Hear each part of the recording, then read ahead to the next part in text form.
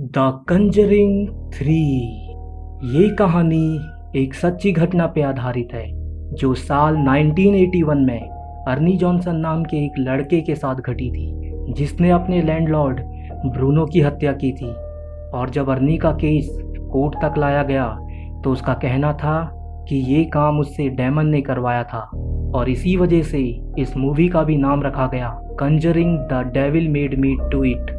ये एक American supernatural horror film है जो कि 4 जून 2021 में रिलीज करी गई, जिसे डायरेक्ट किया गया माइकल चावेस ने और जिसकी IMDb rating at present 7 out of 10 है। मूवी के स्टार्टिंग में हमको पैरानॉर्मल इन्वेस्टिगेटर्स एड और लॉरेन को दिखाते हैं, जो कि 8 साल के बच्चे का एग्जॉर्सिज्म कर रहे थे। उस बच्चे का नाम था डेविड ग्लेजल, जिसको किसी शैतान ने अपने कब्जे में कर रखा था। वहाँ पे डेविड के अलावा डेविड के माता पिता, उसकी बड़ी बहन डेबी और डेबी का फियांसे अर्नी जॉनसन भी था। साथ ही वहाँ पे एड और लॉरेन का टीममेट ड्रू भी था। उसके बाद वो डेविड को रूम में सुला देते हैं और फिर डेविड को तेज तेज रूम नॉक करने की आवाज़ सुनाई देती है, जिससे डर के वो बाथ टब में जाके छुप जाता है। वो ऊपर देखता है तो उसे एक हाथ दिखाई देता है और शावर ओपन होता है, जिससे पानी की जगह खून निकलने लगता है और डेविड डर के मारे चिल्लाने लगता है। उसकी चीख सुन के सभी वहां आ जाते हैं, और जब डेविड के फादर आगे बढ़ते हैं तो डेविड उनके पैर पे लकड़ी के टुकड़े से वार कर देता है। तब तक फादर गॉर्डन भी वहां पहुंच चुके थे। क्योंकि डेविड अब उस शैतान के वश में था, इसीलिए एड फादर गॉर्डन से बोलता है कि हमें तुरंत एग्जॉर्सिज्म स्टार्ट करना पड़ेगा, और सब लोग डेविड को टेबल पे लिटा देते हैं। और जब लॉरेन डेविड का हाथ पकड़ती है तो उसे ये महसूस होता है कि जैसे कोई काला जादू कर रहा हो।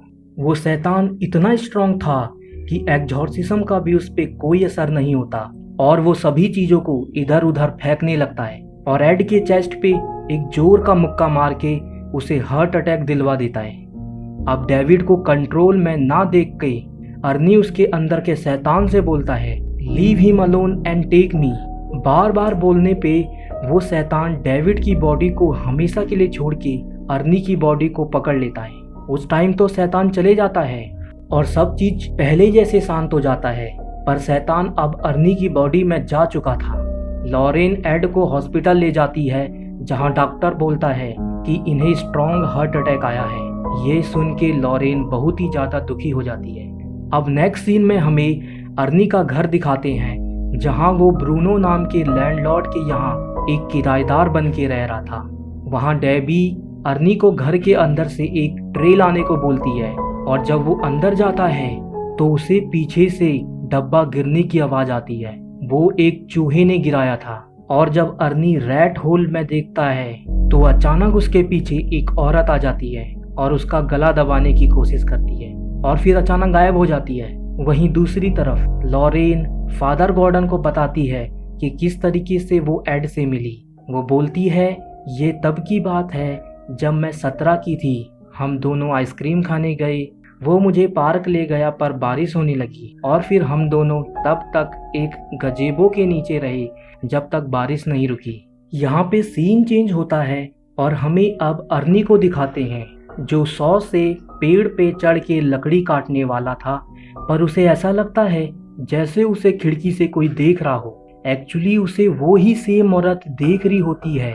फिर अचानक उसके हाथ से वो मशीन गिर जाता है, जिससे वो काफी डर जाता है। अब अर्नी अपने घर लौटता है और उसका लैंडलॉर्ड उसको अपने साथ बियर पीने को इनवाइट करता है, पर अर्नी उस टाइम बेटर फील नहीं कर रहा था, इसीलिए उसे बार बार वही शैतान दिखता है।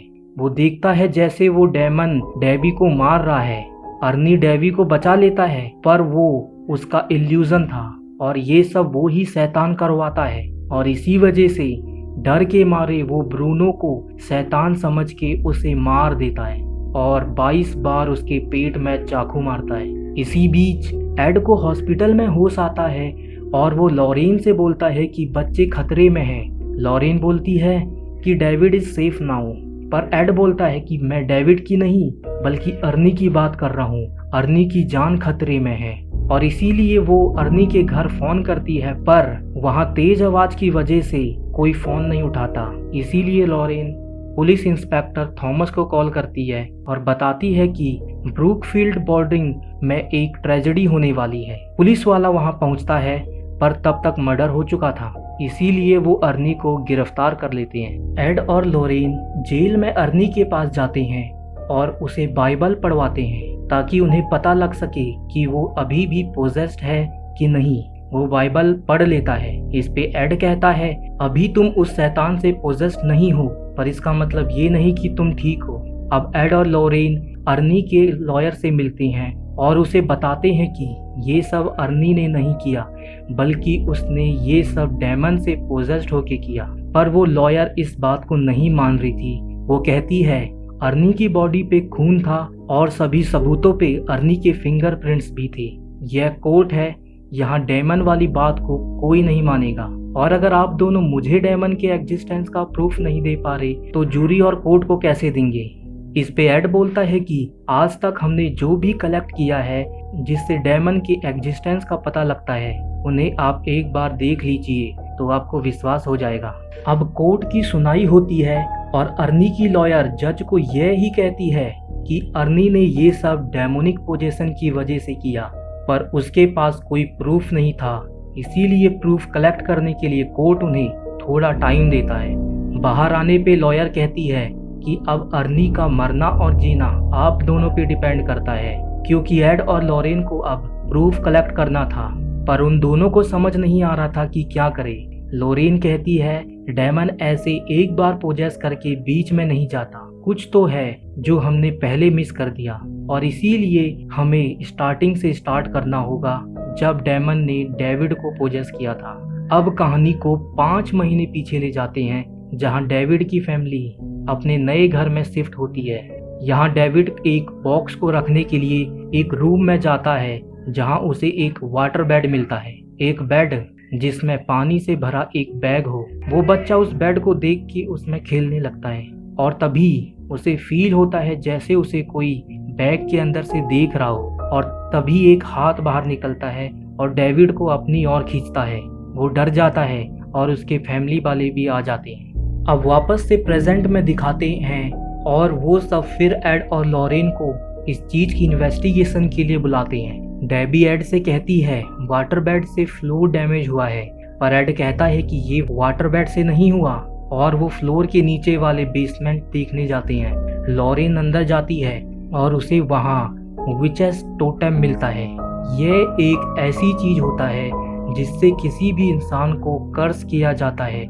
लॉरेन टोटेम की फोटो खींच लेती है और ये ही कहती है कि किसी ने जानबूझ के इस टोटेम को यहाँ रखा ताकि वो डेविड को कर्स कर सके, और एग्जॉर्सिज्म की रात को वो आत्मा डेविड से अर्नी में चली गई। पर इन दोनों को भी इस टोटेम के बारे में ज़्यादा पता नहीं था, इसीलिए ये अपने टीम मेंबर ड्रू और डेवी को टोटेम की फोटो हर पुलिस स्टेशन पे भिजवा देते हैं, ताकि अगर किसी को इसके बारे में पता चले तो उनको इन्फॉर्म कर दे। पर तभी फादर गॉर्डन आते हैं और कहते हैं कि इस टोटेम के बारे में फादर कास्नर को अच्छे से पता होगा, जो कि पहले प्रीस्ट रह चुके थे और जो रैम कल्ट के डिसिपल से भी निपट चुके थे। अब एड और लॉरेन वहां जाते हैं तो फादर कास्नर बोलते हैं कि मैंने ये सेम टोटेम तो नहीं देखा, पर ऐसा ही इसके जैसे देखा है। फिर वो उन दोनों को अपने सीक्रेट रूम में ले जाता है, जहां उन्होंने बहुत सी बुक्स और कलेक्शंस रखे हुए थे। इसके बाद हमको फिर से एक इंसान की झलक दिखाते हैं जो कि काला जादू कर रही थी, और उसके काले जादू करने से वहां अर्नी को हॉस्पिटल में शैतान दिखाई देता है और वो बहुत डर जाता है, पर हॉस्पिटल के लोग उसे कंट्रोल कर लेते हैं। अब हमें एड और लॉरेन को अपने घर में दिखाते हैं, जहां उन्हें उनकी टीममेट ड्रू का कॉल आता है। वो कहता है कि मुझे डेनवर्स से एक डिटेक्टिव का फोन आया जिसने सेम टोटेम को देखा है। एड लॉरेन वहां जाते हैं, जहां डिटेक्टिव कहता है कि केटी और जेसिका नाम की 2 बेस्ट फ्रेंड जो कि हाई स्कूल में पढ़ती थी, वो दोनों पिछले 4 महीने से गायब हैं, जिसमें से उन्हें केटी की डेड बॉडी मिली थी जिसे सेम 22 बार छाती में चाकू से मारा था, पर जेसिका का अभी तक कोई पता नहीं लग पाया। एड कहता है अगर हमारे वाले टोटेम और जो टोटेम तुमने देखा वो सेम है तो जेसिका जरूर पोजेस्ड है। पर डिटेक्टिव इन सब पे नहीं मान रहा था। लोरेन कहती है मैं वो देख सकती हूँ जो तुम्हारे आदमी नहीं देख सकते, इसीलिए शायद हम इस केस में तुम्हारी हेल्प कर सकते हैं। पर डिटेक्टिव को विश्वास नहीं था, इसीलिए वो 3 चाकू लाता है और लोरेन से कहता है कि इनमें से वो चाकू चुनो जिससे केटी को मारा गया, ताकि उसे लोरेन पे ट्रस्ट हो सके। और लोरेन वो चाकू चुन भी लेती है। अब डिटेक्टिव उन दोनों को केटी के मर्डर स्पॉट पे ले जाता है, पर वो एक टर्न आगे आ जाता है तो लोरेन उससे कहती है आपने टर्न मिस कर दिया, जिससे डिटेक्टिव को लोरेन पे और भी ज्यादा विश्वास हो जाता है। वहीं दूसरी साइड डीबी और डेविड आर्नी से मिलने जाते हैं, जहां आर्नी कहता है कि यहाँ बहुत ठंड है। इस पे डेविड कहता है कि उसे कोल्ड फील होता होगा और रात को नींद भी नहीं आती होगी, क्योंकि डेमन उसके अंदर बैठा था जो उसे सोने नहीं दे रहा था। ये सब डेविड को इसीलिए पता था क्योंकि डेविड ने भी पहले ये सब एक्सपीरियंस किया हुआ था। अब एड, लोरेन और डिटेक्टिव उसी जंगल में आते हैं जहाँ केटी की डेड बॉडी मिली थी।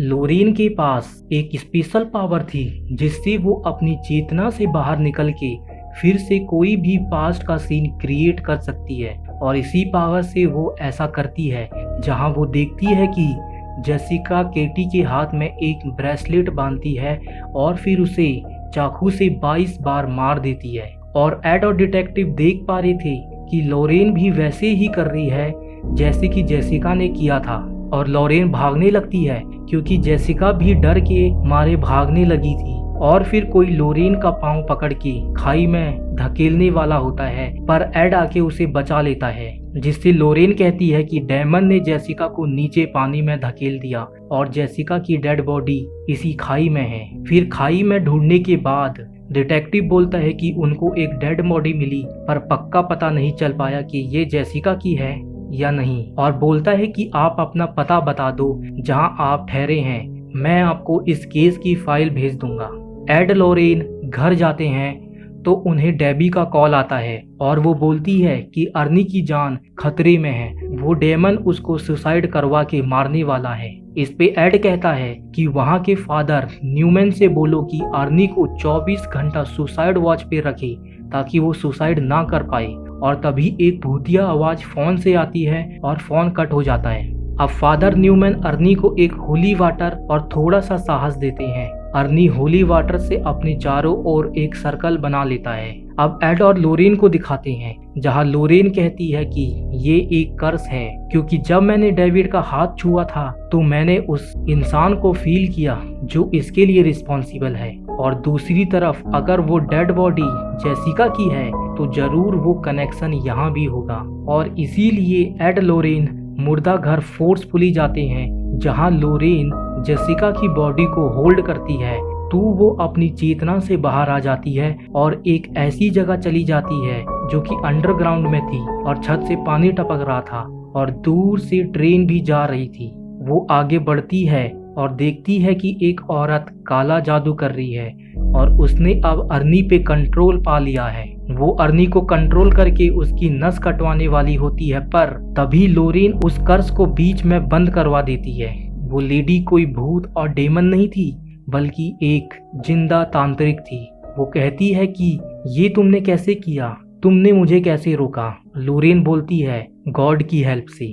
इस पे वो लेडी कहती है your God has damned you. और तभी असल लाइफ में एक मुर्दा जिंदा होता है और लोरेन पे अटैक करने के लिए आगे बढ़ता है, पर एड तुरंत लोरेन का हाथ जेसिका के हाथ से हटा देता है और वो बच जाती है, साथ ही अर्नी भी बच जाता है। अब वॉरेन्स घर को लौटते हैं जहां उनका टीममेट ड्रू उन्हें विचक्राफ्ट की बुक देता है जो उसको मिली थी। उस बुक में लिखा था कि कर्स को उसके एल्टर से ही मिटाया जा सकता है। दूसरे शब्दों में जिस चीज से कर्स कर रहे हैं उसे तोड़ दो, कर्स चला जाएगा। पर वो एल्टर कहाँ है वो उन्हें नहीं पता था। इसीलिए एड जेसिका की केस फाइल को रीड करने जाता है, पर अचानक वो बेहोश हो जाता है और उसकी भी चेतना उसके शरीर से हट जाती है। वो अपने सामने उसी औरत को देखता है जो काला जादू कर रही थी। वो बोलती है आप दोनों ने मेरे बारे में बहुत कुछ पता कर लिया, पर अब नहीं लगा पाओगे। और हम देखते हैं वो ही सेम डेड बॉडी एड को मारने के लिए आती है जो मुर्दा घर में लॉरेन को मारने आई थी। एड उसे भगाने की कोशिश करता है और होश में आता है तो देखता है कि वो लॉरेन को चाकू से मारने वाला था।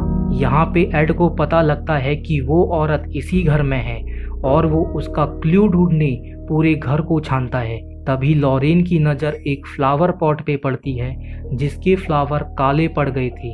इस पे एड समझ जाता है और फ्लावर पॉट को तोड़ देता है और हम देखते हैं कि उसके अंदर भी वैसा ही टोटम था जैसा कि जेसिका और डेविड के घर से मिला। इसका मतलब वो औरत एड को भी डेमन के कंट्रोल में करना चाहती थी। अब कैसे भी करके उस वुमेन को ढूंढना था, इसीलिए सब अलग अलग काम करने लगते हैं। लॉरेन फादर कास्नर के पास वो बुक लेके जाती है ताकि कोई क्लू मिल सके। डेबी अर्नी के पास हॉस्पिटल में चले जाती है और एड ड्रू के साथ जेसिका और अर्नी के केस फाइल के बीच का कनेक्शन पता लगाने लग जाते हैं। एड ड्रू से कहता है कि जहां हम रह रहे हैं और डेविड का घर पास में ही है, पर जेसिका का घर 180 मील दूर था, तो जेसिका का रिलेशन डेविड और हमसे कैसे हो सकता है। पर तभी ड्रू कहता है कि जेसिका का एक इंटरव्यू में वो बोलती है कि वो टोटेम को कॉलेज से घर एक बॉक्स में लाई। इसका मतलब जो कुछ भी है वो उस कॉलेज के आसपास है जो कि फेयरफील्ड में था और जहाँ ट्रेन भी थे और पास ही रिवर भी थी।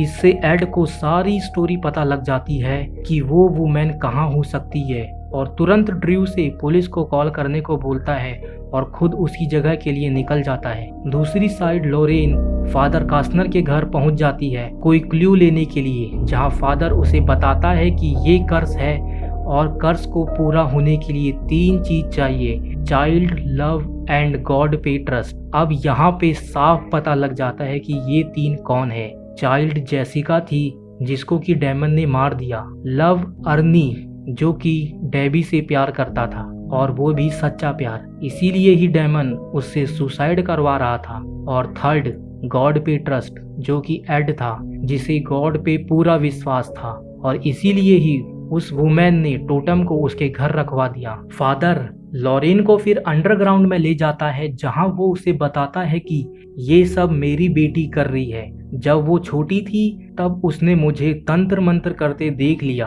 और उसे भी इन चीजों में इंटरेस्ट आने लगा और बचपन से ही वो नीचे टनल में ये काम कर रही है और डेफिनेटली उसका अल्टर भी वहीं होगा।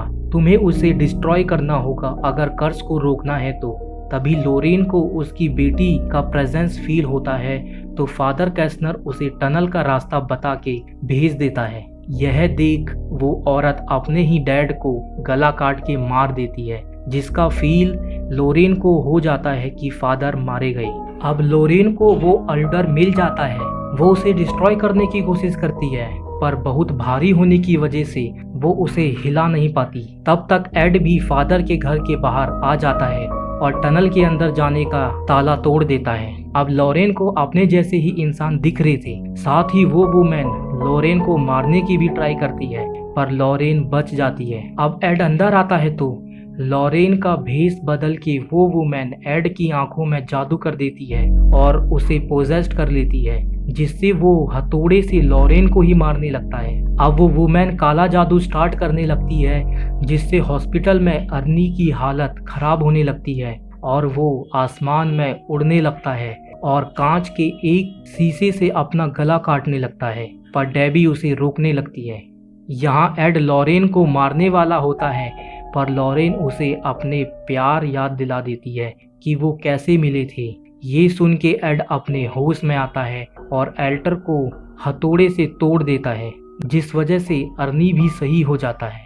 अब वो वुमेन एड लॉरेन को मारने के लिए आगे आती है पर पीछे से वो ही डेमन आता है जिसे वो उन तीनों की आत्मा दे रही थी, क्योंकि डेमन को आत्मा चाहिए थी पर वो आत्मा दे नहीं पाई, इसीलिए डेमन उसको मार के उसी की आत्मा अपने साथ नरक में ले जाता है। अब लॉरेन और एड बाहर आ जाते हैं और वहाँ पुलिस भी आ जाती है। फिर अगली सुबह एड उसी टोटम को अपने कलेक्शन वाले रूम में रख देता है। कोर्ट की सुनवाई होती है जहां अर्नी को सिर्फ 5 साल के लिए जेल में रहना होता है।